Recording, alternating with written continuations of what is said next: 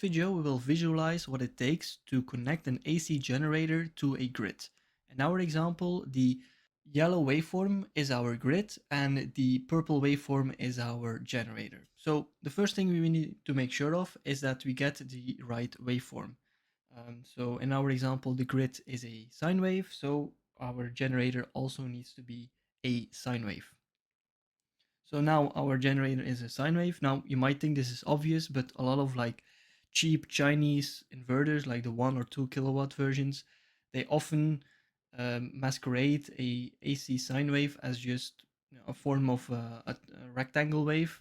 So you need to make sure that if you buy the generator and you want to hook it up to the grid, that it is an actual sine wave and not just like square waves.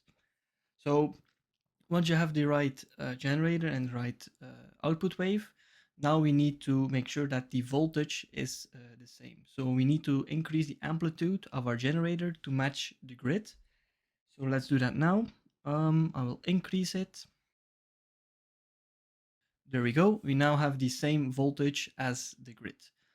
Now you might notice that the frequency of our generator is not the same as the grid. In this case, the grid is 50 Hertz and our generator is operating at 50.1 Hertz. So we need to make sure that that frequency is correct. Right, so now we have the same frequency. The grid and the generator have the same frequency, but now we still have a phase shift. So we need to remove that phase shift. I can do this on my signal generator. And we will slowly remove the phase shift. And once it hits 0, we can now connect the generator to the grid.